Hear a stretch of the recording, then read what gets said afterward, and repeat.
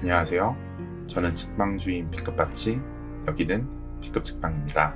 제가 지난주 토요일에 업로드했던 영상에서 말씀드렸었죠. 제가 가끔씩은 이렇게 정면을 보면서 영상을 만든다고 말씀드렸었는데요. 제가 여태까지 만들었던 영상을 떠올리면 주로 책 내용을 요약해서 그대로 전달하는 방식을 취했었는데요. 그러다 보니 제가 책에서 하고 싶은 진짜 소통은 많이 못했더라고요. 그래서 제가 이렇게 정면을 바라보면서 만드는 영상 같은 경우는 제가 소개하는 책을 샀던 이유, 그리고 또 책에서 인상 깊었던 부분, 그리고 또 마지막으로 책을 다 읽고 나서 좀 바뀐 태도, 바뀐 생각, 그런 것들을 소소하게 공유하는 영상으로 만들려고 합니다. 가장 먼저 준비한 책은 여기 있는 인공지능 콘텐츠 혁명이라는 책이에요. 저자는 KBS에서 예능 PD로 근무하고 계시는 고찬수 PD님이시고요. 인공지능 콘텐츠 혁명이라는 책은 서점에 갔을 때 우연히 발견했습니다. 그냥 막 서점을 배회하고 있는데 이 책이 딱 눈에 들어오더라고요. 제가 평소에 관심 있었던 인공지능이라는 소재도 괜찮았지만 또 콘텐츠라는 영역에도 개인적으로 관심이 많았었거든요. 콘텐츠는 신문방송학과를 전공하고 있는 저의 진로와도 연관된 분야였어요. 그러다 보니 오늘 책 인공지능 콘텐츠 혁명이 이렇게 책 표지로 놓여져 있을 때 일단은 관심이 가더라고요. 그래서 그냥 애대해서 일단 책을 집어들어서 책 표지를 먼저 살펴봤습니다. 책 표지를 살펴보니까 또 다른 문장들이 너무 제 마음에 들더라고요. 여기 책 표지를 보시면 인공지능 시대의 콘텐츠 제작자로 살아남기, 인공지능이 도입되어도 일자리가 줄지 않는다는 말은 거짓이다. 콘텐츠 산업도 예외가 아니다. 라는 문장이 있습니다. 여태까지 항상 뉴스를 통해서 인공지능이 뭔가를 만든다는 말은 많이 들어왔었어요. 예를 들면 인공지능이 음악을 작곡한다거나 아니면 인공지능이 그림을 그린다거나 심지어 소설까지 쓴다거나 그런 말들은 많이 들었었어요. 그렇기 때문에 항상 인공지능이 콘텐츠 산업에 영향을 미칠 것이다 생각은 했었어요. 그럼에도 불구하고 솔직히 아니란 마음이 없었던 건 아닌데요. 저를 포함한 대부분 콘텐츠 제작자들은 비슷하게 생각했을 거예요. 뭔가 다가오는 미래에 인공지능이 콘텐츠 제작에, 콘텐츠 제작 산업에 영향을 미치긴 하겠지만 나 때는 아닐 거야, 나랑은 상관없을 거야 라고 대부분 비슷하게 생각했을 거예요. 왜냐하면 콘텐츠 제작에는 창의성이 필수로 들어가기 때문이에요. 그래서 당시 저는 이 책은 조금 더 자세히 살펴봐야겠다 라고 생각했습니다. 전 바로 책 목차로 넘어갔어요. 책 목차를 보시면 책은 총 11개의 챕터로 구성되어 있는데 첫 번째 챕터에서 인공지능과 콘텐츠에 대한 간략한 이론적 배경을 제시하고 있고요. 마지막 챕터에서는 인공지능 콘텐츠 시대 생존법이라고 해서 인공지능 시대의 콘텐츠 제작자들이 어떤 태도를 가지고 임해야 되는지를 간단하게 설명하고 있어요. 이렇게 좀 이론적 배경이나 좀 전하고 싶은 메시지 자체가 분량이 적었다는 게 좋았어요. 아마 이 두 개를 합쳐도 책 전체 분량의 10%에서 되지 않을 겁니다. 남아있는 80%에서 90%는 전부 다 사례입니다. 이렇게 사례를 보면 뉴스, 스포츠, TV, 연예 MCN, 영화, 오디오 음악, 사진, 이미지, 문화, 국가, 미술, 게임과 교육 분야 등이 있습니다. 전부 다 인공지능을 투입해서 콘텐츠를 만들어낸 사례나 그와 연관된 부가 서비스를 만든 사례들을 소개하고 있습니다. 물론 개인적으로 생각했을 때 책이 제공하는 모든 사례가 퀄리티가 다 높진 않아요. 대체적으로 보면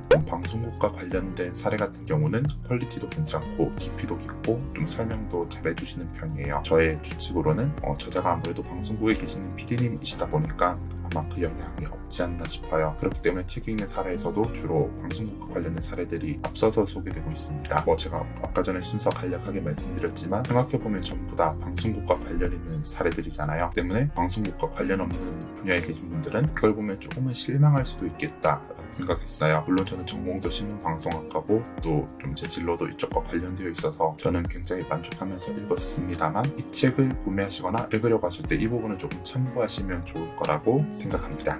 그 다음은 제가 인공지능 콘텐츠의 혁명을 읽으면서 좀 인상적인 부분을 같이 소개하려고 하는데요. 가장 먼저 소개하고 싶은 거는 뉴스 챕터에서 나왔던 거예요. 여기 뉴스 챕터를 보시면 워싱턴 포스트가 인공지능을 이용한 사례를 잘 소개해주고 있는데요. 지금 여기를 보면 가장 먼저 클레비스라는 인공지능이 있습니다. 클레비스라는 인공지능은 워싱턴 포스트에서 개발한 뉴스 콘텐츠 추천 알고리즘이라고 저자는 말하고 있는데요. 이는 뉴스 소비자가 읽은 기사의 키워드나 문장을 분석해서 독자가 관심 가질 것으로 판단되는 관련 기사를 읽은 기사의 하단에 제시해줍니다. 이 알고리즘은 워싱턴 포스트를 인수한 아마존이 가장 강점을 보이던 도서 추천 엔진에서 착안한 클레비스 알고리즘을 개발했다고 저자는 설명하고 있고요. 언론사의 입장에서 뉴스 콘텐츠를 상품으로 보고 온라인에서 상품을 판매하던 시스템을 발전시켜 이를 뉴스 소비자에게 지속적인 실험으로 적용한 이 방법은 지금까지의 결과로는 상당히 성공적인 것으로 평가되고 있다 라고 저자는 말하고 있습니다. 그리고 그 다음에 나오는 건 또 이것도 워싱턴 포스트의 사례예요. 헬리오그라프라는 뉴스 제작 인공지능입니다. 이는 데이터를 바탕으로 스스로 기사를 작성하는 로봇이라고 하는데요. 이 인공지능은 2016년 브라질 리우올림픽에서 간단한 기사 작성을 위해서 도입됐다고 합니다. 당시에 수백 개의 기사를 온라인과 모바일로 제공했었고요. 워싱턴 포스트의 블로그와 트위터, 페이스북, 그리고 아마존이 보유한 음성 인공지능 서비스 알렉사를 통해서도 유통되고 있다고 합니다. 이렇게 책이 소개한 사례를 보면 주로 경기 결과를 좀 단신으로 보낼 때 이용하는 알고리즘으로 보입니다. 그리고 또 제가 그다음 인상 깊었던 거는 또 네 번째 챕터인 TV에서 소개되는 건데요. 여기 보면 영상 편집 인공지능이 소개되고 있습니다. 여기를 살펴보면 영상 편집 인공지능 중에서도 주로 스포츠 분야에서 활용되는 인공지능을 소개하고 있는데요. 여기서 이용된 알고리즘은 IBM에서 개발한 왓슨을 이용해서 스포츠 하이라이트 영상을 만들었다고 나오네요. 책 설명에 따르면 스포츠 영상 편집에 인공지능이 투입되었다. 기존에 제작된 스포츠 경기 하이라이트 장면을 인공지능에게 모두 학습시켜서 인공지능 스스로 이 영상들의 주요 공통점을 알아내게 하고 인공지능 왓슨이 하이라이트 영상 편집에 필요한 편집의 판단 기준을 스스로 깨닫게 하는 과정으로 진행되었고 이 영상이 공개되며 학제를 모았다라고 책은 설명하고 있습니다. 책을 본 도표 같은 걸 이용해서 알고리즘이 작동하는 방식을 설명해주고 있는데요. 말씀드리자면 경기 결과에 크게 영향을 미친 것들을 우선순위로 배치해서 영상을 편집하지 않았을까 하는 생각하고 있습니다. 제가 주로 시청하는 메이저리그 같은 경우도 공식 홈페이지에 들어가면 박스스코어라고 그날 경기를 요약한 걸 웹에서 한 페이지로 볼 수 있는 박스스코어를 제공하고 있는데 페이지 위에 보면 MLB였던가 아니면 다른 사이트일 수도 있어요. 이건 제가 확인을 해서 여기 사진으로 첨부를 해드릴게요. 이제 그런 데서 박스스코어를 확인해 보시면 그 팀이 그 경기를 승리할 확률이 게임 시작할 때 50%에서 시작하는 게 점점 위아래로 변하거든요. 아마 인공지능한테 뭔가를 학습시켰다면은 플레이 중에서 이걸 변화폭이 큰 변화를 만들어낸 플레이들을 좀 우선순위로 배치하지 않았을까 개인적으로 추측하고 있습니다. 만약에 팀이 9회 말에 지고 있는 상황에서 승리할 확률이 거의 한 자릿수 정도에 수렴하게 됐죠. 근데 그 상황에서 경기를 뒤집는 끝내기 홈런을 쳐냈다면 이 확률이 순식간에 한 자릿수에서 100%를 한 번에 올라가는 거잖아요. 아마 그렇게 숫자로 표현되는 부분들을 인공지능한테 학습시켜서 우선순위를 부여해주고 이를 기반으로 하이라이트 영상을 만드는 게 아닌가 하는 개인적으로 생각하고 있습니다. 또 다른 점도 살펴보시면 인상적인 사례가 많습니다. 특히 글을 써주는 인공지능 같은 경우도 수많은 글쟁이들의 일자리를 위협하지 않을까 싶기도 하고요. 그리고 또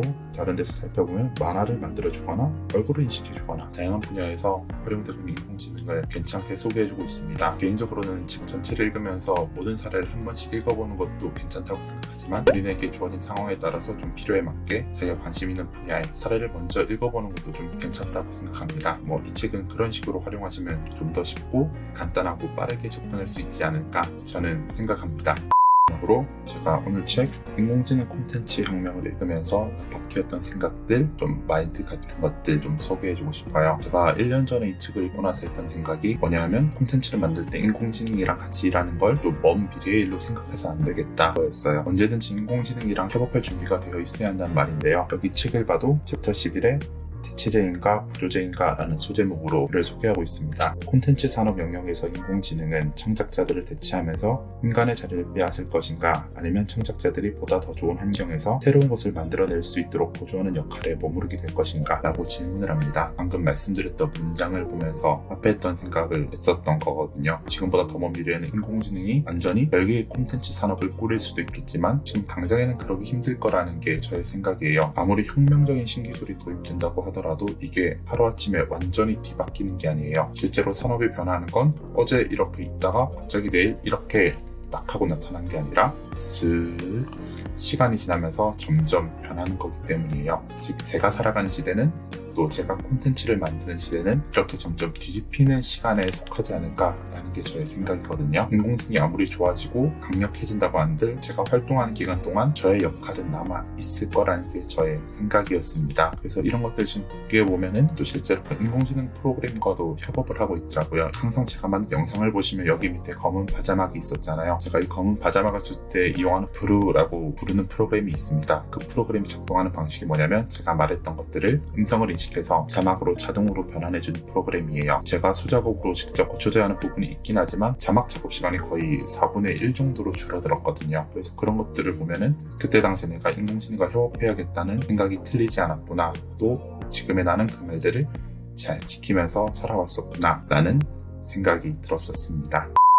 그럼 길이가 너무 길어졌으니까 바로 인사드리고 영상 마무리하도록 하겠습니다. 제가 거의 처음 시도한 형식이기 때문에 아직 영상에서 부족한 점이 많이 보일 겁니다. 그래도 이런 방식으로도 영상을 한 10편 정도 찍고 나면 괜찮아지지 않을까 저는 조심스럽게 생각하고 있고요. 그때까지 제 영상을 봐주는 분들께 조금의 양해 말씀을 구하고 싶습니다. 그럼 여기까지 저는 책방주인 픽업파치였고 여기는 픽업 책방이었습니다.